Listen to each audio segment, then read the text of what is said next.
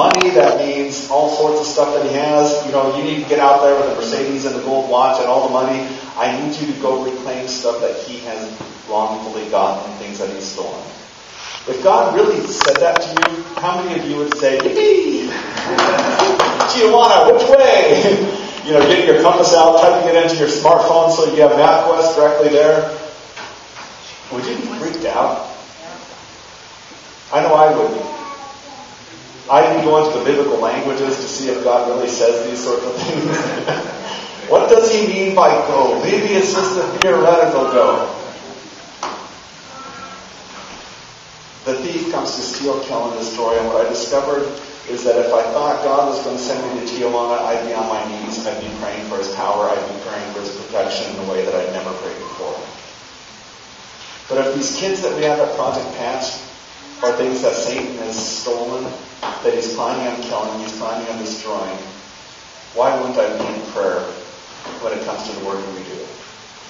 When we look at our neighbors' kids and the struggles that they're having, when we look at kids in our midst and realize that Satan is trying to take these kids, what makes us think that we can go into that moment with less prayer than we would if we're going into Tijuana, Mexico?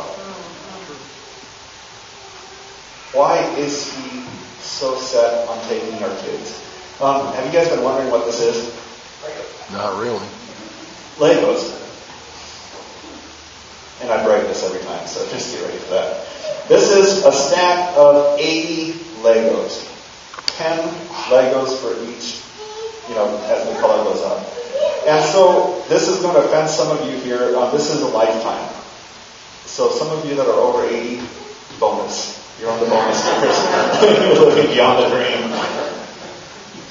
What we do at Project Patch is that we talk about each year of the kid's life. We sit down with the kid and we start looking at it. And we usually put a smiley Lego for whatever age they are. If they're 14, there's a Lego about right in here, a smiley face on. What's amazing is that you can talk to the kids and you can say, "What do you remember, good, bad, about all these years?" And as they start talking, you discover that at age 3, someone harmed them, someone left them. Age 8, they had a grandparent that they really depended on that passed away. There's stories of woundedness. There's stories of abandonment. There's stories of loss. There's stories in which they prayed for God to take nightmares away and he didn't. And you look at, by the time they're 14, and you ask them a simple question. How much of what happened in these bottom do you want to dominate all the rest of your life? Do you want your life to be shaped by fear of relationships? Do you want your life to be dominated by the pain of someone letting you down? Do you want your life to be dominated by all this ucky stuff? I talk to Christian kids. I really pretty much bug teenagers all the time. And I ask them a simple question.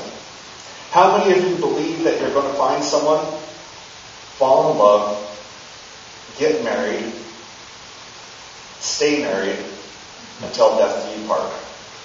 How likely is that for you? And I ask Christian kids, I ask non-Christian kids, kids that I meet, how likely is this to happen? Usually about 20% say it's likely to happen to them. 20%. It's not a scientific experiment, but what I want to tell you is that kids, by the time they're this age, don't think it's likely that they're going to be in a committed relationship for the rest of their life. What has Satan robbed them of? Before you're even married, you don't think you have a chance. And why do they believe that? They've seen it. They've seen people that really wanted it, that it didn't happen. So who am I to think that I can get something that someone else can't? So if you look at this thing, Satan has realized that if he can hurt a kid when they're young, he can rob them of a lifetime of impact. A lifetime of impact.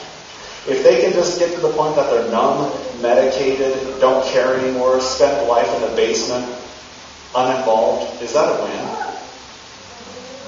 So stealing hope, stealing relationships, stealing trust, all those things are things that Satan does, and he does it happily. He attacks the family, he attacks the church, he attacks mentorship. We talked about that this morning. He attacks all these support systems for teens so that they're really, really vulnerable, and then he comes in for the attack. And maybe he doesn't kill him, but he just kind of robs him of that hope, that ambition. I don't think I'm even going to try.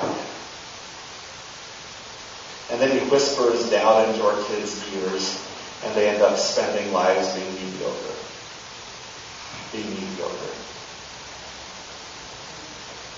You know, I wondered why, and in Matthew chapter 19, there's kind of a hint for why this happened. Matthew chapter 19 is kind of one of those verses that we read through quite a bit. And it's a story of adults doing adult things and getting interrupted. And so Jesus is preaching, people are listening, disciples are doing the discipling thing, and suddenly they hear this noise coming in. There are all these kids coming their directions with moms with them, and it's an interruption. They don't like it. And so what do the disciples do? You know what's amazing about it is that the disciples start protecting Jesus. Do you catch that? They're protecting Jesus from what? The children. Here's what's interesting to me. Do you have any record in the Bible of the disciples protecting Jesus from Pharisees and Sadducees? No. Does that break your heart? The people that were hurting Jesus, trapping him, trying to hurt him, they never stood up to them, but when there's cute little kids coming, they were big man, brave man, and they tried to protect Jesus from the babies.